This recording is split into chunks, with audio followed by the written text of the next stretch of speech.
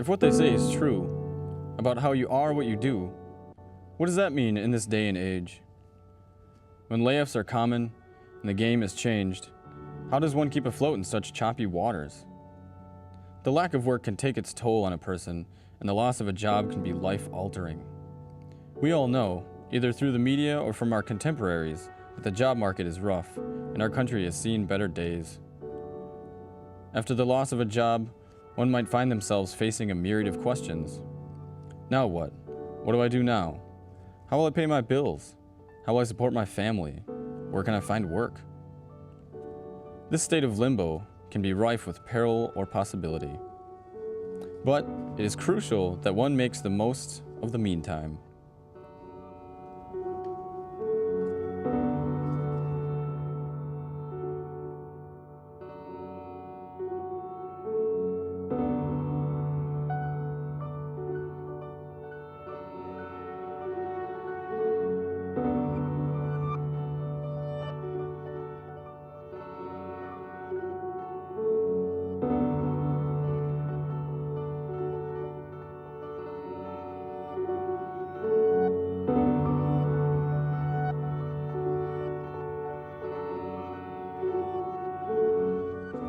Today, we'll examine the current state of unemployment and how it affects individuals personally.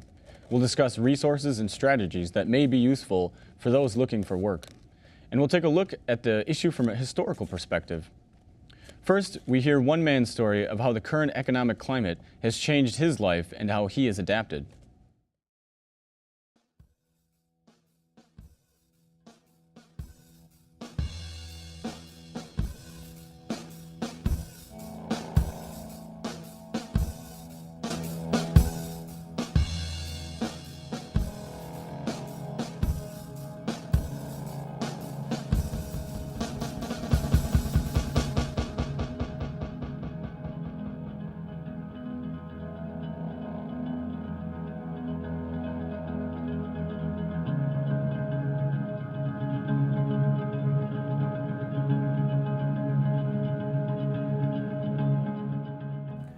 My name's Tony.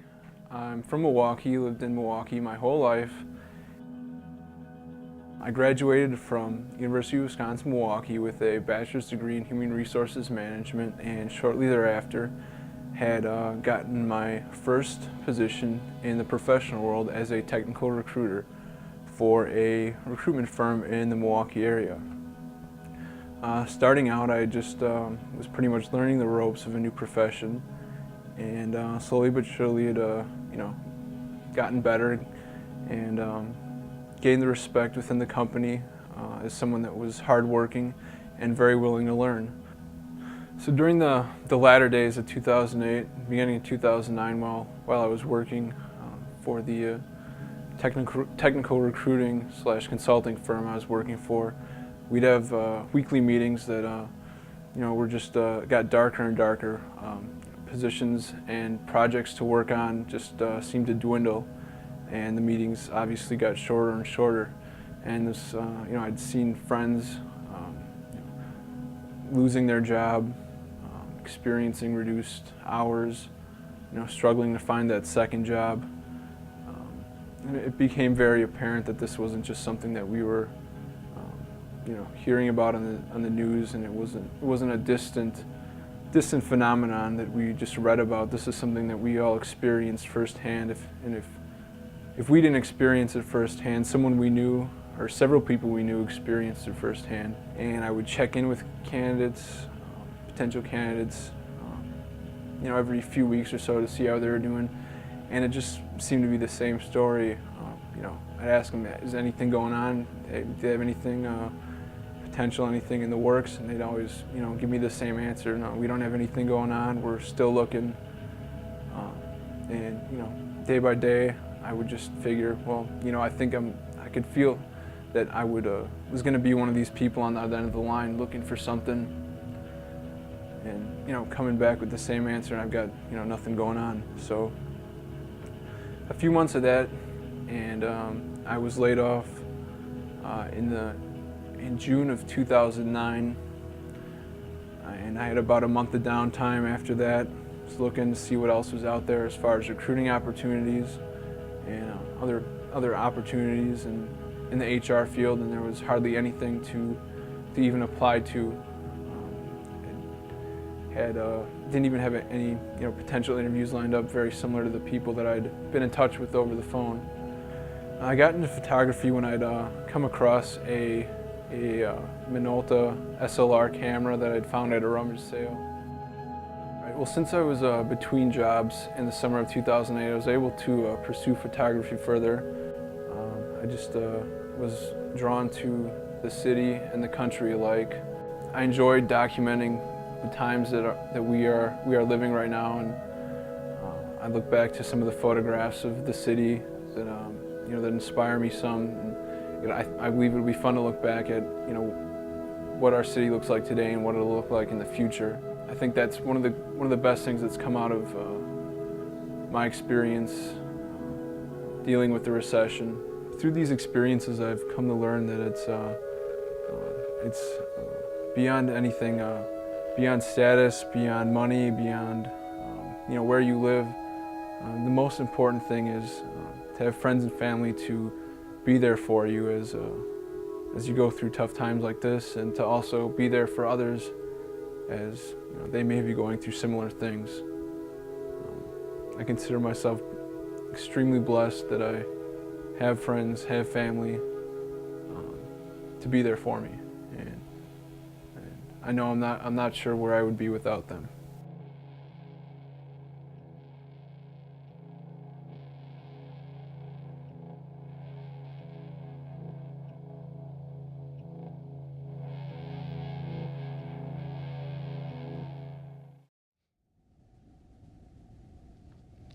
Now we are joined by John Thomas from the Department of Workforce Development of Wisconsin. John, thanks for being here. No problem. Thanks for having me. First off, I'd like to ask you about your background with your work with the Department of Workforce Development. Okay. I work with Workforce Development in the Bureau of Job Service for approximately 12 years now. I started off in '99 as what they call a limited term employee, which means you have an assignment of approximately 6 months. Within that time frame, apply for a project position. These project positions can last between 1 or 2 years, and within that time frame, apply for permanent status. Within that time, I worked in permanent status, and over the last, I would say, 8 years, my main population that I worked with were people receiving unemployment benefits. Last June, I did get a promotion as a supervisor, and so now the staff that I work with, we deal with the general public as well as unemployment claimants on a daily basis. Okay. As an organization, what does the DWD aim to achieve, and how does it go about doing it? Well, DWD has several areas in which they help customers. We have a Department of Vocational Rehab. They help individuals who have handicaps, mental or physical handicaps, which impede them from getting work or keeping work. And they have counselors and vendors who help them to find employment and keep that employment to help them stay independent in their day-to-day life. We have the Office of Veteran Services, and these representatives help veterans, those who are just come back, those who've been around for a while, and who need services. They also offer free services to veterans, from haircuts to employment to counseling. We also have job service. With job service, we work with the general public to help them find employment, as well as unemployment claimants who have to come in for mandatory orientations or sessions that my staff provide to them. Okay. So there are several areas in which we are coming out to the community, or they can come to us and get services and resources. Okay. When a person is laid off or loses a job, what are some of the different reactions this type of change causes? Oh, there's a lot. There's anxiety, there's fear. People start losing their self-esteem, some of their self-worth. They say, hey, I went to school, I followed the rules, I got my degree, I got my master's, now I'm supposed to have a good job. Right, yeah. I'm supposed to, be doing something. Everyone assumes that's how just kind of how everything's supposed to play out. Exactly. But it never quite really, I have a lot of friends like that. I work part-time at a restaurant. Okay. And actually one time, I see some of the applicants that come in. One time, a girl who had a master's in architecture was applying to be a waitress. You know, like I would think like she could at least get some kind of low-level, office job or something. But here she was trying to get a job as a waitress with a master's degree. Exactly. And we didn't want her because she obviously wasn't going to stick around very long. But I mean, it's just like you're overqualified. It's pretty crazy. Yeah. But how does one best, when they're in this sort of position, how would they cope mentally? You think? What do you think they should do? Oh, there's different avenues. Once it gets to a certain point, I say friends and family are always a good coping tool. What I used to tell people when I did orientations, make sure you do something for yourself. Although full-time job search is a full-time job until you find something, still make sure you have that stress relieving time. Make sure you have that me time. Because if you don't have that, you're going to get even more frustrated. Anxiety's going to get worse. Depression's going to get worse. Right. So it become kind of a vicious cycle. Yeah, and that's one way you kind of help to deal with it. Down the road, you may need some things like counseling.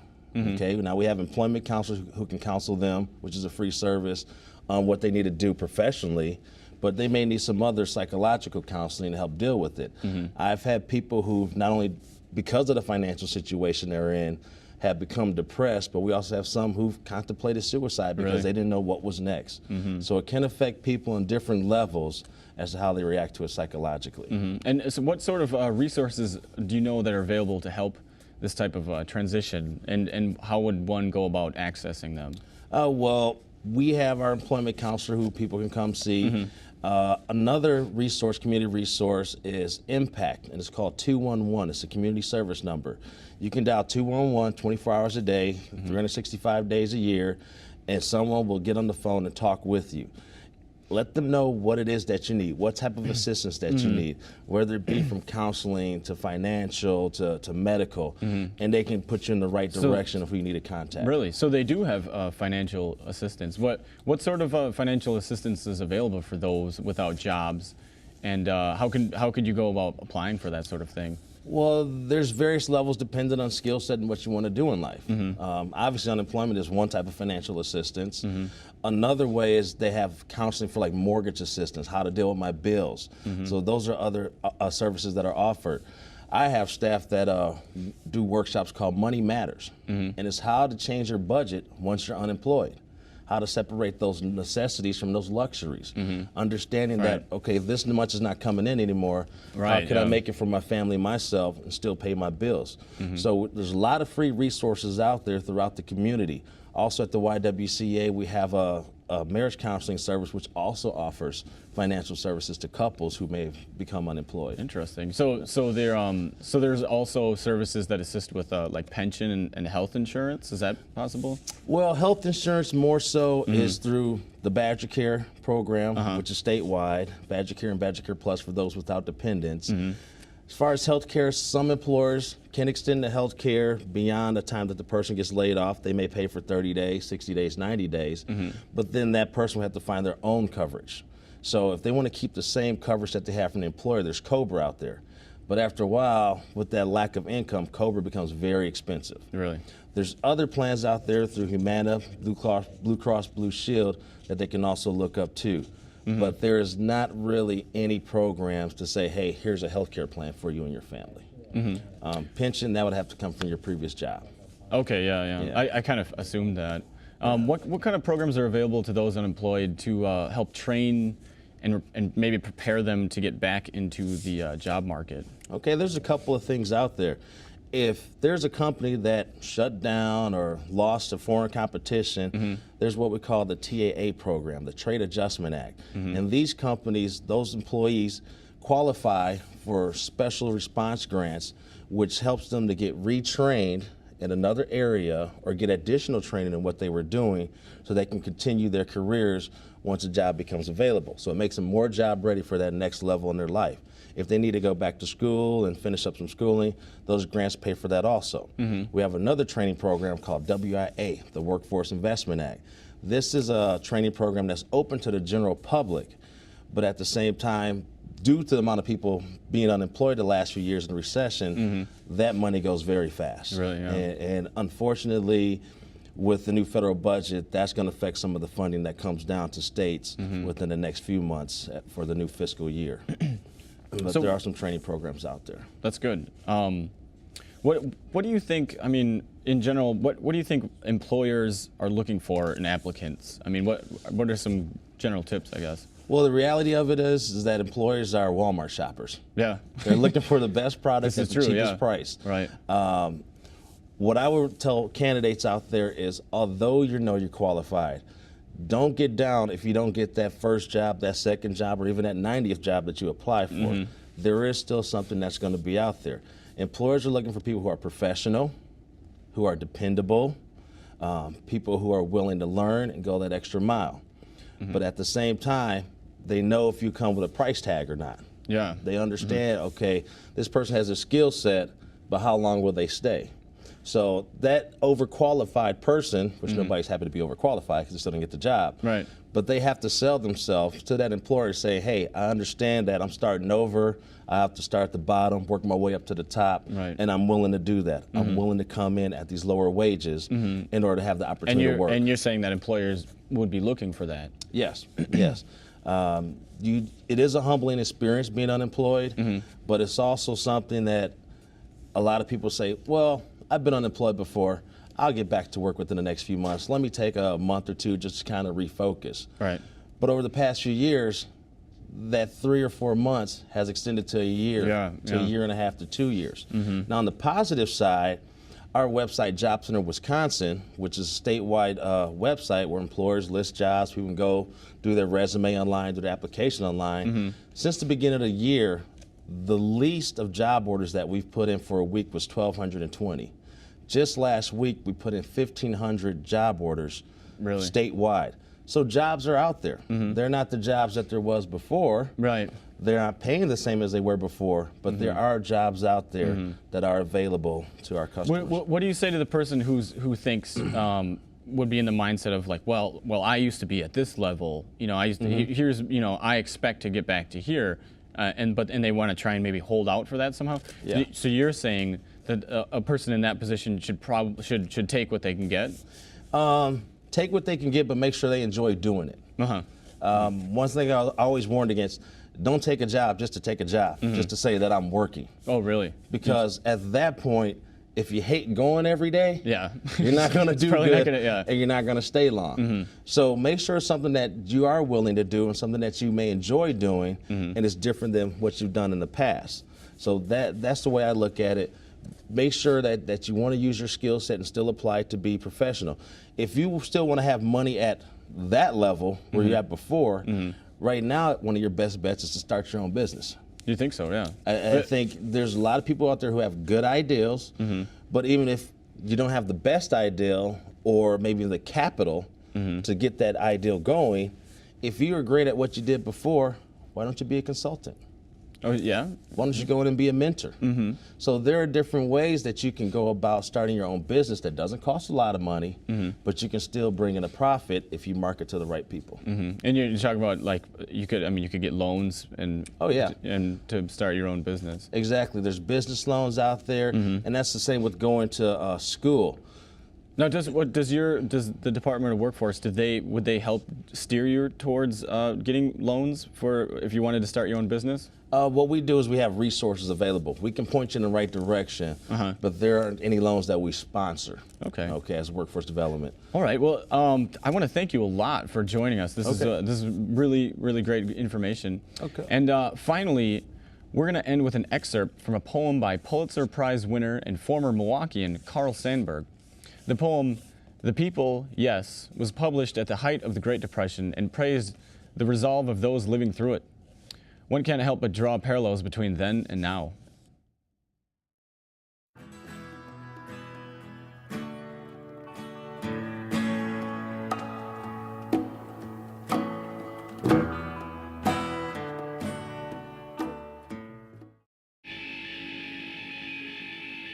The people, yes, the people. Everyone who got a letter today, and those the mail carrier had missed. The women at the cook stoves preparing meals. In a sewing corner, mending. In a basement, laundering. Woman, the homemaker. The women at the factory tending a stitching machine. some of them the mainstay of the jobless man at home, cooking, laundering. Street-walking job hunters, walkers alive and keen, sleepwalkers drifting along, the stupefied and hopeless down and outs, the game fighters who will die fight. Walkers reading signs and stopping to study windows. The signs and windows aimed straight at their eyes, their wants. Women in and out of doors to look and feel, to try on, to buy and take away, to order and have it charged and delivered, to pass by on account of prices and conditions. The shopping crowds, the newspaper circulation, the bystanders who witness parades, who meet the boat, the train, who throng in wave lines to a fire, an explosion, an accident.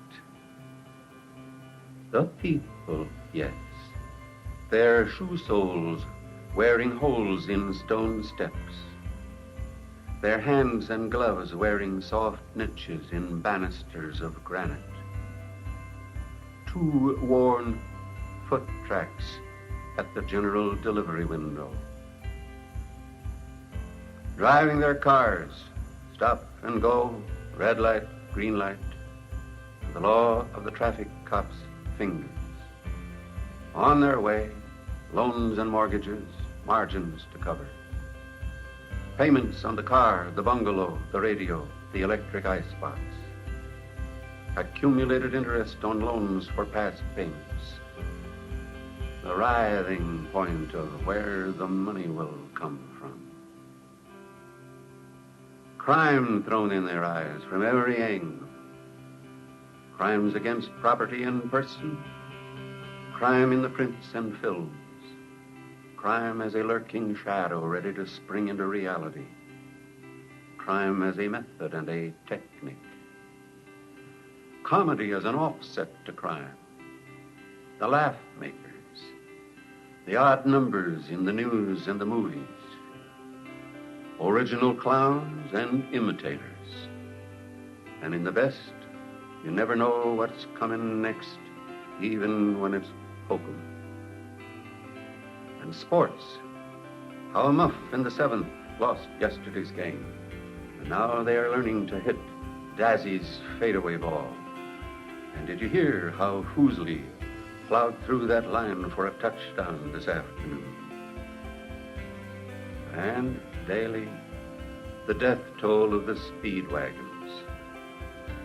A cripple a minute in fenders, wheels, steel and glass splinters. A stammering witness before a coroner's jury.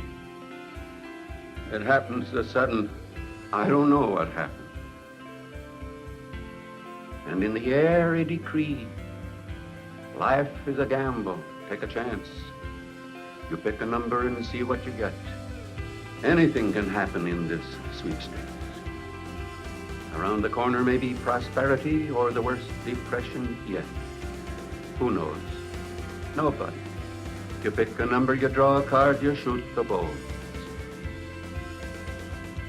In the pool rooms, the young hear, ashes to ashes, dust to dust. If the women don't get you, then the whiskey must. And in the churches, we walk by faith and not by sight. Often among themselves in their sessions of candor, the young saying, everything's a racket. Only the gyp artists get by. And over and beyond the latest crime or comedy, always that relentless meal ticket saying, don't lose me, hold your job, glue your mind on that job. Or when your last nickel is gone, you live on your folks or sign for a relief. And the terror of these unknowns is a circle of black ghosts holding men and women in toil and danger and sometimes shame. Beyond the dreams of their blossom days, the days before they set out on their own. What is this occupational disease we hear about? It's a sickness that breaks your health on account of the work you're in. That's all. Another kind of work and you'd have been as good as any of them. You'd have been your old self. And what is this hazardous occupation? Why, that's where you're liable to break your neck or get smashed on the job, so you're no good on that job anymore. And that's why you can't get any regular life insurance so long as you're on that job. These are heroes, then, among the plain people. Heroes, did you say? And why not? They give all they've got and ask no questions and take what comes. And what more do you want? On the street, you can see them anytime. Some with jobs, some nothing doing. Here a down and out, and there a game fighter who will die fighting.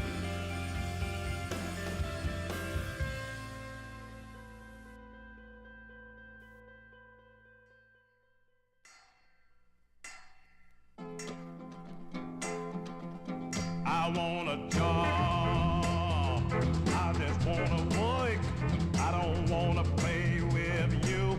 No, no. I just want to work with you. I don't want to socialize. I don't want to